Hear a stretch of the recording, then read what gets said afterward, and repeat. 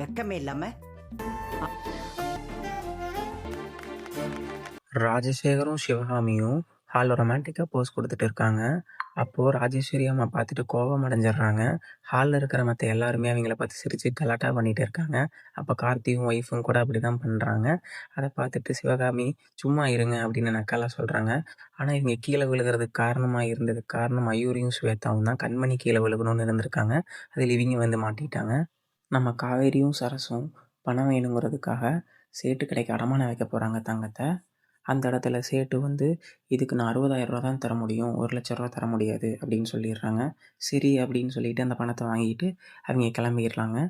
அப்புறம் நம்ம அன்பு வேலையிலேருந்து சீக்கிரமே வந்துட்டார். அதை பார்த்துட்டு கண்மணி எதுக்காக இன்றைக்கி சீக்கிரமாக வந்துட்டீங்க அப்படின்னு கேட்குறாங்க. அன்பும் கண்மணியும் 2 பேரும் ஜாலியாக சந்தோஷமாக பேசிகிட்டு இருக்காங்க. வெட்னஸ்டே ஒரு சர்ப்ரைஸ் இருக்குன்னு அன்பு சொல்கிறாரு. என்ன அப்படின்னு கேட்டதுக்கு, நீ முத்தம் தந்தால் தான் சொல்லுவேன் அப்படின்னு சொல்லிடுறாங்க. அதை கேட்டு கண்மணியும் முத்தம் தந்துடுறாங்க. அதுக்கப்புறம் இப்போ சொல்லுங்கன்னு சொன்னதுக்கு, இல்லை நீ கொடுத்த முத்தத்தில் நான் எல்லாம் மறந்துட்டேன்னு சொல்லிட்டு மாடிக்கு கூட்டிகிட்டு போயிடுறாங்க. இப்படி சந்தோஷமாக பார்க்கவே கொஞ்சம் நல்லா இருக்குதுல்ல.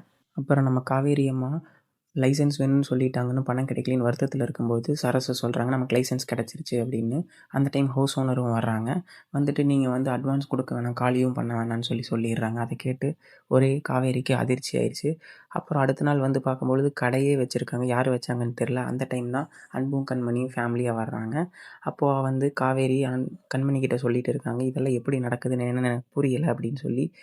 அன்பும் கார்த்தியும் சைலண்டாக நின்று வேடிக்கை பார்க்குறாங்க. அன்பும் கார்த்தியும், கண்மணியை நீ அந்த ஸ்க்ரீன் ஓப்பன் பண்ணு, அப்போ தெரியும் இது யார் பண்ணியிருக்காங்க அப்படின்னு. கண்மணியும் அதை ஓப்பன் பண்ண போகிறாங்க.